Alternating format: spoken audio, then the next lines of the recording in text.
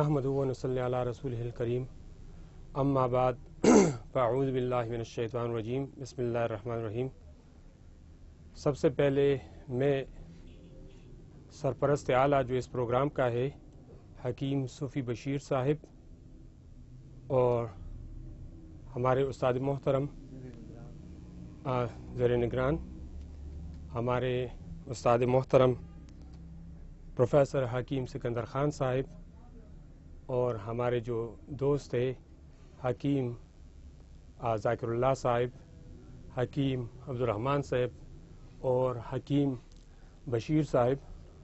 और खाकसार की तरफ से आप सबको इस क्लास में खुश आमदीद। सबसे पहले हमें अल्लाह ताला का शुक्र अदा करना चाहिए कि उसने हमें हुज़ूर अक़दस सल्लल्लाहु अलैहि वसल्लम की उम्मतियों में पैदा किया। हमें इस बात पे फ़ख्र है कि हम हुज़ूर अक़दस सल्लल्लाहु अलैहि वसल्लम के उम्मती हैं और दूसरी इस बात के लिए हमें अल्लाह ताला का शुक्र अदा करना चाहिए कि अल्लाह ताला ने हमारे दिलों में तिब के लिए बहुत ज़्यादा कदर और बहुत ज़्यादा इज़्ज़त रखी है और उस कदर और इज़्ज़त की बिना पे आप लोगों के और हमारे दिलों में ये जो शौक़ पैदा हुआ है और वो शौक़ हमें इस क्लासों में इस प्रोग्राम में ले आया है। और तीसरी बात ये है कि हम तिब के मैदान में उस लाइन और उस खतूत के साथ जा रहे हैं जिसका मंबा दोस्त मोहम्मद साबिर मुल्तानी रहमतुल्लाह अलैह हैं। दोस्त मोहम्मद हाजी दोस्त मोहम्मद साबिर मुल्तानी रहमतुल्लाह अलैह एक तिब्बी साइंसदान थे जिन्होंने तिब्बी यूनानी को 1960s और 70s में जदीद मेडिकल साइंस के बिल्कुल मद्दे मुकाबिल खड़ा कर दिया। अगर आप उनकी किताबों का मुताला करें तो आपको पता चलेगा कि बहुत सारे बीमारियों पर बहस के दौरान और मुख्तलिफ किस्म के जो सिस्टम्स है उनके ऊपर बहस के दौरान साबिर साहब ने मुख्तलिफ जगहों पे जो एलोपैथिक तरीके इलाज है एलोपैथिक डॉक्टर्स है उनको खुला चैलेंज दिया है। और फिर हमारा जो सिलसिला है उनके साथ बहुत ज़्यादा गहरा है क्योंकि हमें ये सिलसिला दो ज़रियों से हासिल हुआ है। यानी हम इस सिलसिले के साथ जो कानून मुफरद आज़ा है और जिसका बानी हाजी दोस्त मोहम्मद साबिर मुल्तानी रहमतुल्लाह अलैह है, इसी सिलसिले से हम दो तरीक़ों से दो रास्तों से जुड़े हुए हैं। एक तो ये है कि हमारे जो उस्ताद मोहतरम है वो जो सूफ़ी हकीम सूफ़ी बशीर साहब है उनके साथ ये लगे हुए उनका शागिर्द है और फिर वो जो थे वो चौधरी याकूब बाजवा साहब के शागिर्द थे और याकूब बाजवा साहब जो थे वो चौधरी बरकत गिल के शागिर्द थे साहिब के शागिर्द थे और हकीम बरकत गिल साहब जो थे वो हाजी दोस्त मोहम्मद रहमतुल्लाह अलैह के शागिर्द थे। और दूसरी तरफ अगर हम देखें तो हमारे जो उस्ताद मोहतरम है हकीम सिकंदर ख़ान साहब ये सैयद नेमत अली शाह साहब के शागिर्द रहे हैं, बहुत कुछ सीखा है इनसे। और फिर नेमत अली शाह साहब जो है वो शबीर अहमद रा के शागिर्द रहे हैं, हकीम शबीर अहमद रा साहिब के शागिर्द रहे हैं और वो बज़ात खुद फिर हकीम चौधरी बरकत गिल साहब के शागिर्द रहे हैं जो कि खुद उनका ताल्लुक़ फिर शागिर्दी का हाजी दोस्त मोहम्मद मुल्तानी साबिर मुल्तानी रहमतुल्लाह अलैह से है। तो इस तरीके से हमें इस बात पे भी फ़ख्र है कि हम तिब के एक ऐसे रास्ते पे जा रहे हैं जो बिल्कुल जदीद खतूत पर इस्तवार हुआ है। अच्छा, मैं ये कहूँगा कि सैयद नेमत अली शाह साहब इस ज़माने में एक ऐसे बंदे हैं रहे हैं जो अभी कई महीनों पहले फोत हुए हैं। अल्लाह उनकी जो रूह है उन पे बेशुमार जो बरकतें हैं और जो रहमतें हैं अनवारात हैं वो नाजिल करे। उन्होंने इस तिब को इस दौर में जिस तरीके से साबिर मुल्तानी रहमतुल्लाह अलैह ने इस तिब को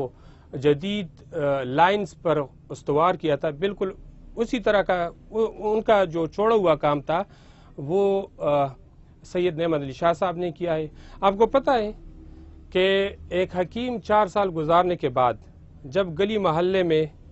دواخانہ کھولتا ہے اور اس کے مقابلے میں اگر ایک ڈسپنسر آ جائے اور وہ دواخانہ کھولے تو حکیم کے پاس کوئی نہیں جاتا۔ اگر جاتا ہے تو ایسی بیماریوں کے لیے جاتا ہے کوئی بندہ، کوئی مریض جو پہلے تو اپنے آپ کو مکمل طور پر کنزیوم کر دیتا ہے، ختم کر دیتا ہے ایلوپیتھک میڈیسنز کھانے کی، اور جب اس کا مرض انتہائی حد تک پہنچ جاتا ہے تو پھر وہ جب وہاں سے مایوس ہو جاتا ہے ایلوپیتھک میڈیسن سے تو پھر کہتا ہے چلو اس حکیم صاحب کو بھی ٹرائی کر لے، اور وہاں پر بھی بہت سارے کیسز ناکام ہو جاتے ہیں۔ وجہ یہ نہیں ہوتا کہ حکیم صاحب کے پاس علم نہیں ہے، وجہ یہ ہوتا ہے کہ اس کا جو جسم ہے وہ مکمل طور پر ناکارہ ہو چکا ہوتا ہے، اور جب وہاں پر بھی اسی مایوسی ہوتی ہے تو ایک جنرل سا آئیڈیا بن جاتا ہے کہ بھئی یہ حکمت والے تو کسی چیز کو نہیں جانتے۔ اب ایک حکیم وہ ان کے پاس مریض نہیں آتے، لیکن ایک ڈسپنسر جو ہے وہ ہزاروں روپے کماتا ہے، اپنے ہی گھر کے سامنے اپنے بیٹھک میں ایک ڈسپنسری کھول دیتا ہے، دواخانہ کھول دیتا ہے، لوگ آتے ہیں۔ اس کی مین وجہ کیا ہے؟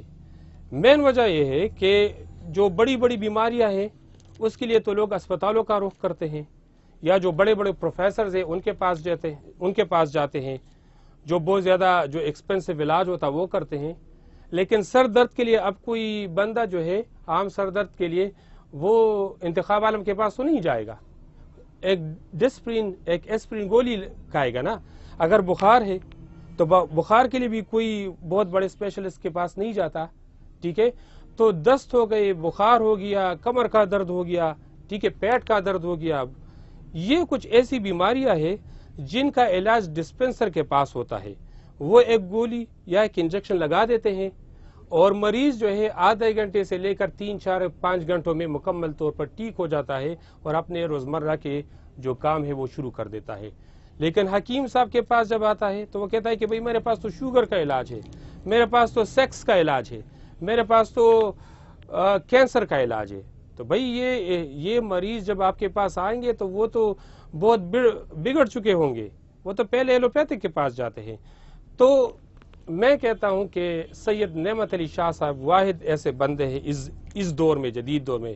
جنہوں نے ایک حکیم کو ایک میڈیکل ڈاکٹر کے بالکل ہم پلہ کر دیا، ٹھیک ہے، اس کے برابر کر دیا۔ اب نعمت علی شاہ صاحب نے ہمیں 3 قسم کے بخار بتائے ہیں۔ اگر کوئی حکیم صاحب ان بخاروں کی پہچان کر لے، ان کو سیکھ لے، اور وہ دوائی کوئی 5، 10، 20، 30 یا 50 روپے کی دوائی دے دے تو بالکل پیناڈال جس طریقے سے تیزی کے ساتھ اثر کرتی ہے، اسی طریقے سے یہ حکیم صاحب کا نسخہ جو ہے اثر کرتا ہے، اور ایسے ایسے بخار اتر جاتے ہیں جو پیناڈال کیا بہت بڑے بڑے اینٹی بائیوٹک سے بھی نہیں اترتے۔ اس طرح سر درد کا علاج ہو گیا۔